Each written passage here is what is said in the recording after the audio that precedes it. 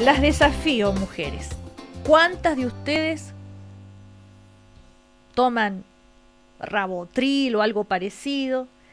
¿Cuántas tienen cierta dependencia incluso de eso y se preocupan?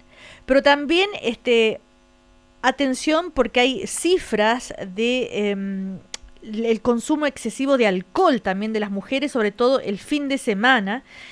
Entonces, esta mezcla, alcohol, ansiolíticos, ¿qué nos está pasando? ¿Cuáles son los riesgos? Vamos a conversarlo esta semana entonces con nuestro psiquiatra. Él nos hace terapia aquí a todo el programa. José Vitrán, que es uno de los fundadores de la Fundación Nepsis, que es la Fundación Neuropsiquiátrica de Santiago. ¿Cómo estás, José? Muy buenos días. Muy bien, Cecilia. Buen día. A ver, primero, ¿es cierto que las mujeres consumimos más ansiolíticos que los hombres? Sin ningún lugar a duda, claro que sí. ¿Y por qué? Pues la vida para nosotros es mucho más difícil. ¿Qué nos pasa? Bueno, partamos por decir que las mujeres además se enferman, tienen más sintomatología, por lo menos en el campo de lo anímico y también de muchos cuadros ansiosos que los hombres. Por pensar en un solo cuadro, que es extremadamente frecuente, que es la depresión, las mujeres se enferman el doble que los hombres. 1:2. Por lo tanto, no sería tan sorprendente que la automedicación, lamentable, pero automedicación al fin, ocurra en mucho mayor medida en la mujer que en el hombre. Ahora, es eso del el Sanrabotril, como le dicen también es un ansiolítico, ¿no? Es un ansiolítico, es una benzodiazepina, que es una familia de fármacos. Hay muchos, como el clonazepam, cuya original es el Rabotril, o también el alprazolam, el lorazepam y tantos otros, todos los PAM, ¿no? Son las benzodiazepinas que actúan en una cierta zona del cerebro, provocando, en un receptor específico para ellas, provocando que baje por decirlo así, la electricidad global o la reactividad, ¿no es cierto?, del cerebro, y con eso entonces disminuyan los niveles de ansiedad. Es un efectivo ansiolítico, es un muy buen fármaco cuando está bien indicado, y lamentablemente cuando está mal indicado es un gran provocador de dependencias en nuestro medio, una dependencia por lo demás a las benzodiazepinas que es sumamente peligrosa y tan grave y con consecuencias muy malas en caso de abstinencia grave. Claro, porque una cosa es que estés en un tratamiento con un psiquiatra, con una psiquiatra y que te lo indican, qué sé yo, pero el tema es todas aquellas mujeres que toman porque saben de oída que esto hace bien. Un desastre. Eso es un desastre porque rápidamente el efecto para el que está indicado y en el cual es efectivo deja de ser el tema central. Hay muchas personas que toman las benzodiazepinas para dormir, por ejemplo. Y resulta que el efecto sedante de las benzodiazepinas es relativamente malo porque se produce tolerancia. Es decir, si yo necesitaba 1 miligramo para dormir, después voy a necesitar 2 miligramos, 3 miligramos, y finalmente no me va a hacer dormir. Es decir, es un muy mal negocio terminar usando benzodiazepinas para dormir. Distinto es que muchas personas, y esto puede ser legítimo y adecuado, dicen, yo me tomo medio clonazepam, medio Rabotril, ¿no es cierto?, cada noche, hace 10 años, hace 20 años, duermo bien, cuando no lo tomo, me cuesta dormirme. Eso es distinto porque es probable que esa persona esté usando el efecto ansiolítico del fármaco, logra una cierta mayor paz y calma en la noche y por eso se puede dormir solo. Se duerme con su propia capacidad de dormir.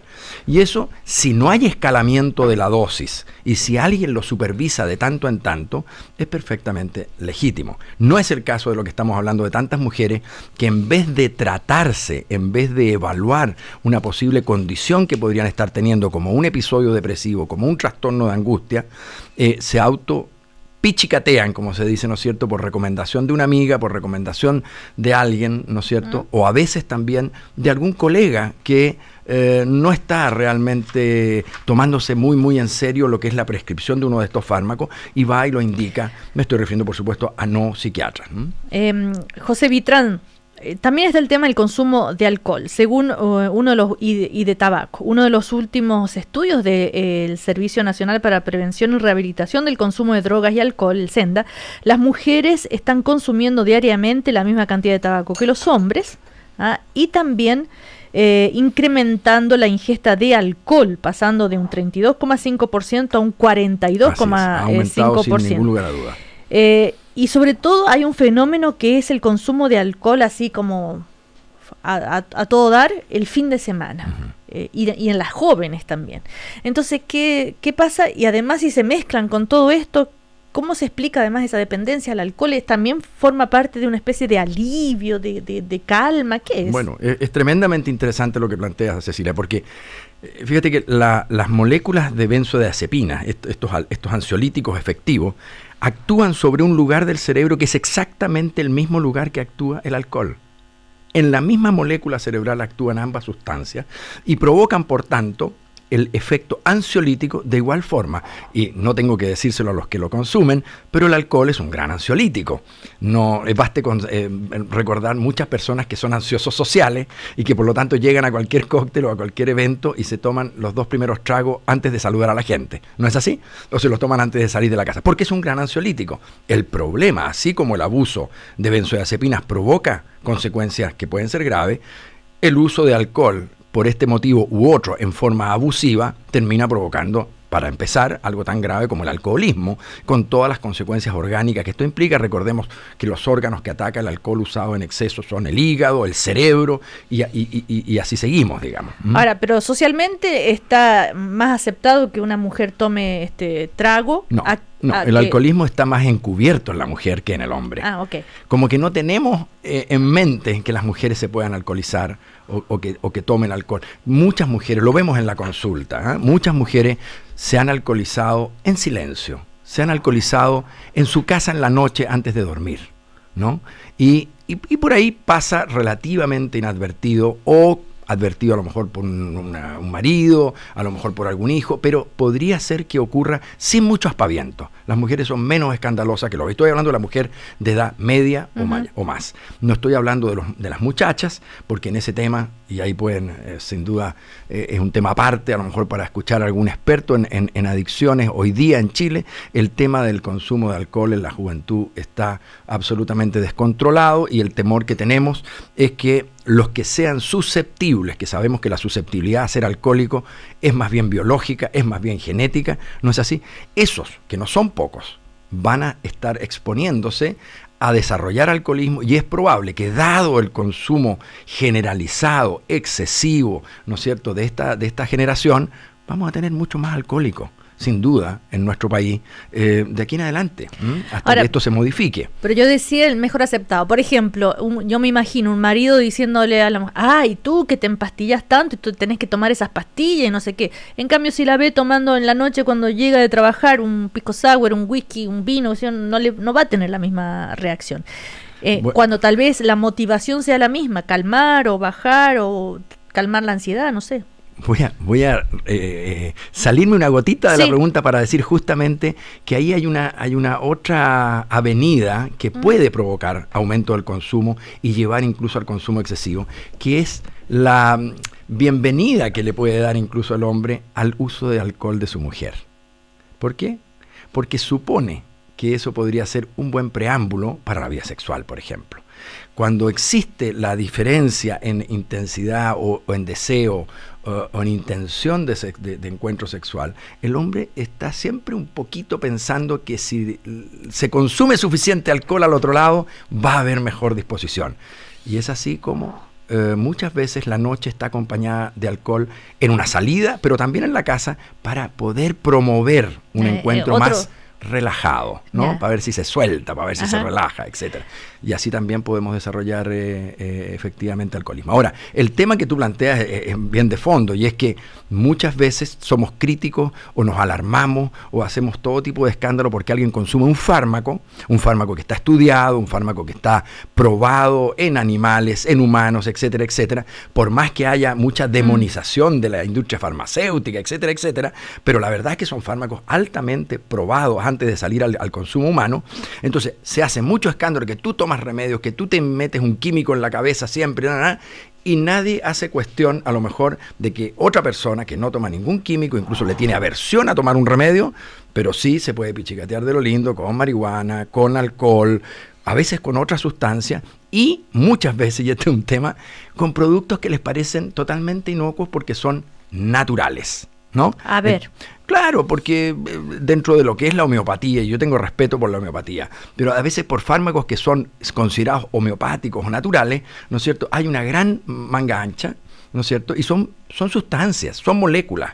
Si la cocaína es natural, viene de las hojas de coca, la marihuana también es natural, y tantos tóxicos que son capaces de pulverizar a un ser humano vienen de la piel de una rana, o sea, son naturales. El que sea natural no significa nada. Más bien la gente debiera prestar atención a si una sustancia, una molécula, ha sido o no estudiada, y bien estudiada, y esos estudios han sido ratificados por, digamos, a nivel científico, y están publicados, y están las agencias que se encargan de regular esto, diciendo, sí, este es un fármaco que puede ser usado en el consumo humano. Fíjate que esto es tan riguroso que muchas veces nosotros como tratantes y como prescriptores sentimos que hay fármacos que eran valiosos, que eran útiles, que debieran seguirse usando, y que sin embargo las agencias reguladoras los han sacado del mercado porque un estudio por ahí dijo que se asociaban a tal cosa, y uno siente y sabe que es una exageración, pero así de riguroso es. O sea, cuando estamos hablando de fármacos que están en el mercado, que están sometidos al escrutinio de la ciencia, estamos hablando de sustancias infinitamente más seguras que a veces, ¿no es cierto?, no sé, una hierba de tanto, una hierba de San Juan. La hierba de San Juan también ha sido estudiada, ¿no?, recientemente, sí. Pero por mucho tiempo todo el mundo decía, eso sí se puede tomar. ¿Por qué? Si después se demostró que era un antidepresivo como cualquier otro antidepresivo, ¿no es cierto? Entonces, mucha mitología respecto de si tomo o no tomo, y si tomo, ¿qué significa? Pero a ver, por ejemplo, si para uso recreativo, pero también como para calmar un poco, se consume un poco de marihuana, y eso versus tomarse un químico para calmarse, ¿qué prefiere el psiquiatra? ¡Úpale! No, usted está tirando preguntas muy complejas. El problema fundamental, porque probablemente la mayoría de los médicos vamos a estar de acuerdo que si alguien consume ocasional y recreacionalmente alguna, incluso droga blanda, pudiera ser no algo que va a provocar un daño directo, un daño inmediato, ni mucho menos. Sin embargo, el problema es la capacidad adictiva de una sustancia, y eso es lo que a veces la gente no maneja. ¿Ah? Porque dicen, es que tú tomas antidepresivos y eres dependiente de los antidepresivos. Yo le puedo decir, imposible.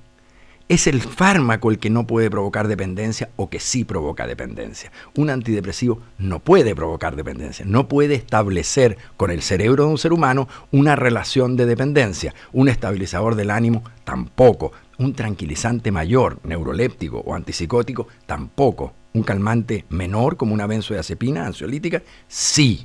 Absolutamente sí, y lo más probable es que si se toma en dosis suficiente por un tiempo suficiente, va a haber adicción, y sacarlo va a ser difícil, posible pero difícil, y sacarlo bruscamente va a ser peligrosísimo, ¿no es cierto? Entonces, el tema de que, y puede ser con marihuana en vez de que con un ansiolítico, bueno, lo que preferimos es que sea regulado, es que sea, ojalá, prescrito, es que sea bajo alguna supervisión.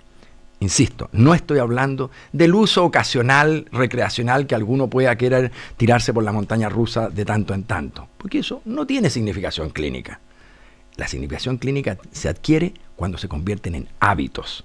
Cuando alguien resulta que para calmarse un poco se fuma un pitito, pero resulta que después de un tiempo no puede no calmarse si no es con el pitito, y pasó de ser una vez al mes a una vez a la semana, y todos los fines de semana, y 2 o 3 veces durante el fin de semana, y entonces de ahí empezamos a acercarnos al consumo habitual. Y el consumo habitual de drogas blandas o de alcohol, que no debiera ser llamada blanda, es nocivo. Es tóxico, es dañino para la salud neurobiológica o cerebral de la gente. Estamos con José Vitrán, psiquiatra, uno de los fundadores de la Fundación Neuropsiquiátrica de Santiago, Nepsis. A ver, pero estas benzodiazepinas que sí crean adicción, ¿cuál podríamos decir que es más dañino para el cerebro? O para para el cerebro. ¿La adicción a la benzodiazepina, o la adicción al alcohol, o la adicción a la marihuana? ¿Habría así como una categoría? Es una muy buena pregunta. Ya la respuesta debiera estar respaldada por los últimos estudios, que en este momento no los tengo en mi cabeza. Puedo decir que las benzodiazepinas, si bien puede ser demostrado un efecto, por decirlo así, cognitivo de la persona después de un largo uso, Sin embargo, la tendencia de la mayoría de nosotros es pensarlas como una sustancia que mientras la tomo, estoy teniendo alguna inhibición del funcionamiento. Por ejemplo, nadie duda que si yo tomo Rabotril en dosis X o Y un poquito más altas, digamos, diariamente, voy a estar más lento cognitivamente, voy a estar menos agudo cognitivamente. Puede que mi memoria esté un poco más mala, es verdad eso. Lo que no está demostrado es que cuando yo dejo de tomarlas por completo y pasa un tiempo de limpieza, voy a seguir teniendo algún grado de alteración. Lo más probable es que ninguna. Es que ese cerebro se limpie por completo y quede bien. Ahora, ¿el alcohol no es acaso lo mismo? Sí y no. Primero, porque es tan difícil salirse del consumo inadecuado, del bebedor problema y mucho más del bebedor alcohólico dependiente. Y segundo, porque se requiere hasta un año, lo saben los adictólogos, para que realmente se termine de limpiar ese cerebro, ¿no es cierto? Y aún así, hay que entender que el alcohol usado en forma dependiente o en grandes cantidades provoca daños irreversibles. Y ahí sí, en hígado, pudiendo llevar obviamente a la cirrosis y a la muerte, y también en el cerebro, siendo el causante de algunas formas de demencia. José, ¿hay algún medicamento químico que ayude a dejar la dependencia al alcohol? Sí, claro. Sí, claro, hay más de uno. ¿Cierto? Sí, está la naltrexona, están todo lo que se conoce por el lado del antabus o el disulfiram, ¿no es cierto?, que son fármacos que se usan justamente para provocar aversión al uso. Los adictólogos. ¿Pero qué tanto efecto tienen? Bueno, voy a decir dos cosas un pelito contradictorias. Hay tratamiento para el alcoholismo, hasta aún el más severo de las formas de alcoholismo, sin duda. Pero es un tratamiento difícil, la recuperación es difícil y hay un porcentaje muy alto de gente que no va a ser recuperada. Diciendo eso, debo decir también que dentro de los tratamientos que requieren de un equipo, ojo, no es cualquier psiquiatra el que dice tráiganme un alcohólico, yo lo voy a recuperar. Un alcoholismo severo debe ser tratado por un equipo multidisciplinario dedicado a las adicciones, así como los trastornos alimentarios también. Son complejos, requieren de múltiples interacciones. Pero insisto, es difícil y muchas veces va a haber una tendencia a la recaída enorme. Bueno, y mezclando los ansiolíticos. Perdona, y quería agregarte en eso. Fíjate que la gente no está consciente, porque en Chile no tenemos tan buena cultura en este sentido.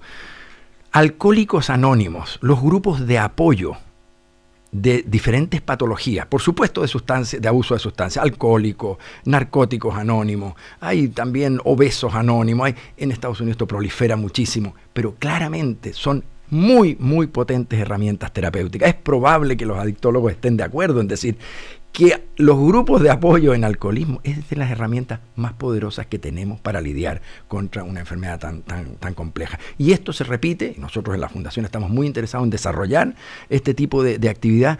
Se repite con patologías como, por ejemplo, los trastornos del ánimo, como por ejemplo tener un grupo de apoyo de personas, a lo mejor de edades semejantes, que sufren todas de un trastorno bipolar, por ejemplo. Estos modelos de tratamiento, de apoyo al tratamiento, son tremendamente valiosos y lo han demostrado así en centros especializados en todo el mundo. Bueno, ahí está el tema de las adicciones y sobre todo en las mujeres. Gracias, José Vitrán, psiquiatra, uno de los fundadores de la Fundación Neuropsiquiátrica de Santiago, Nepsis. Nepsis.cl. Nepsis.cl, podrían entrar a la página claramente. Sí. Si están interesados. Que te vaya bien, hasta la próxima semana. Gracias, hasta la próxima, Cecilia. Chao.